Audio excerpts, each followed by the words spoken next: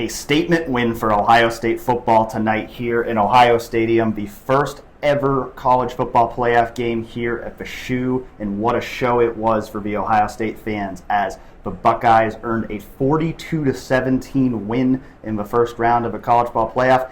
Andy, I think you and I coming into this game, we really weren't sure how this one was going to go. Coming off of that crushing loss to Michigan, you just didn't know how is this team going to bounce back. We thought Indiana was a really good team coming in, and it ended up being a total one-sided affair. Ryan Day had talked all year about leaving no doubt, and that's what this team did tonight.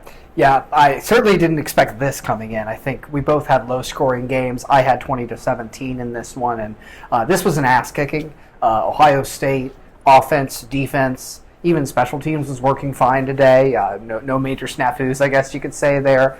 Jaden Fielding, of course, came up way short on his one field goal attempt, but that's neither here nor there. Kind of a desperation 56-yarder at the end of the first half. And at the end of the day, this was a game Ohio State controlled from start to finish, wire to wire, really. Came out, jumped on the throat, and I thought it was taking the criticisms, taking the feedback, taking the lessons learned from that Michigan loss and applying it to the offense in this game. They came out throwing the ball and established that aerial dominance, really used it to move the ball early, and then after they were able to space Tennessee out, they ran it late and ended up winning the rushing battle in this game, which I definitely didn't expect coming in. Tennessee, Dylan Sampson did get hurt, it seemed like, but they just couldn't establish either side of the ball, the line of scrimmage in the way that I thought they might in this game, especially on the defensive side with their defensive line against this offensive line, which stepped up, but really it was the play calling. And just you have NFL wide receivers on the outside, you involve those guys, they're very prevalent in the game plan. You get Jeremiah Smith going. Will Howard, I think, probably played his best game as a Buckeye today. Some of those deep balls, man, the accuracy. He was even late on that 40-yard ball over the middle to Ibuka, but it was such an accurate ball right into the breadbasket. That was just the kind of day Will Howard was having. One questionable decision leads to a pick. Probably should have been DPI, but hey, I don't think I can even fault him for throwing it up to number 4 the way he was playing in this game. So offense, defense, and then in the fourth quarter to see Tennessee fans piling out of the stadium after they had done their invasion when it was 42-10 and TreVeyon Henderson had just scored. I think this was a day that a lot of Ohio State fans will remember very positively after a day they'll remember very negatively for a long time. Yeah, and I mean, I certainly think those seniors in particular, I mean, what an opportunity it was for them. You know, if you don't get this game, their last memory in Ohio Stadium would have been a fight on the field over the flag plant for Michigan after you lose 13-10. Instead, they get to run off the field. They get to be celebrated the way they deserve to be in their final home game as Buckeyes, and now, of course, moving on to the CFP quarterfinals against Oregon, and we'll get to that. But I think for tonight,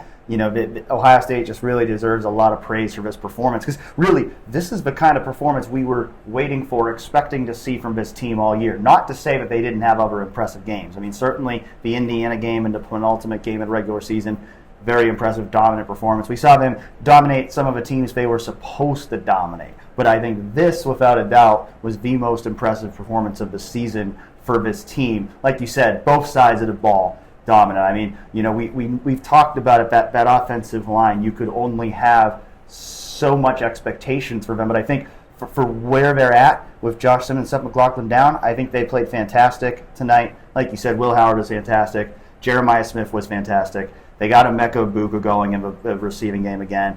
Both TreVeyon Henderson and Quinshon Judkins had a great night. And defensively, I mean, one thing we talked about after both of those losses, after a lot of big games in recent years, is where's the sack production? I think cumulatively, Jack Sawyer and JT Tuimoloau have not had a better game than they had tonight. We've seen Jack have dominant games. We've seen JT have dominant games. I don't know that we've ever really seen both of them have dominant games on the same day, but we did tonight. Absolutely. I mean, both of them, I think, were in on multiple sacks, if not had multiple sacks. Batted passes, too. I think Ohio State did a fantastic job in this game of clogging up passing lanes. I mean, how many batted balls did we see at the line of scrimmage, whether it was from one of those guys, from Cody Simon had a key one in the second half. And really, this defensive front just imposed their will in a lot of stretches of this game. Tennessee had 2 drives, maybe, where they moved the ball against Ohio State's first-team defense. Obviously went down, scored a touchdown in garbage time against the backups, but It was an all-out domination from this Ohio State defensive front and from those two defensive ends who, we thought there might be more games like this from them coming into the year. They chose a great time to dominate at the same time. I do want to say, again, just mentioned Cody Simon. I thought he played phenomenal today, and I think Tennessee's best offense honestly came when Nico Iamaleava was scrambling, just taking off and running, and Cody had a couple really nice open field tackles on him and was really the only person who could get him consistently down in space, it seemed like, and just as sound and all over the place as you could be. I think this was kind of the consummate game of what you want a middle linebacker to be in this Jim Knowles defense. And just, again, the defensive front was so good in this game, it didn't feel like Tennessee could get much going down the field. But then again, the secondary also had a great night.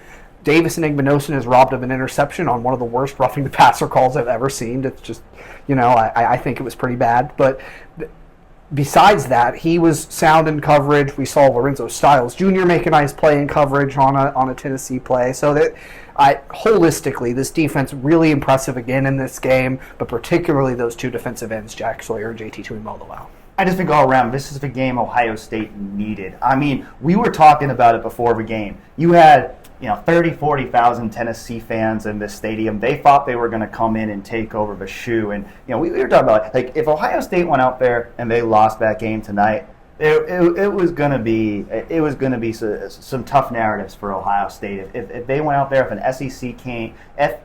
SEC team came into the shoe and beat Ohio State in the first round of a college football playoff, we'd probably be covering a coaching change tomorrow. Yeah. Instead, we're talking about a team now that I think you feel like if they play like this, they could win it all. Now, much easier said than done. Huge test coming up in that next game against Oregon, the number one team in the country, a team that's, of course, already beaten Ohio State. But I think you come out of tonight feeling like, man, if they play like this, they can beat anybody. And Ryan Day has said it. You win that first one, and you make a statement like this in particular, where you're clicking on both sides of the ball, where you solve some things on the offensive line. I think Luke Montgomery did have a really nice day filling in. That rotation seemed to work at guard.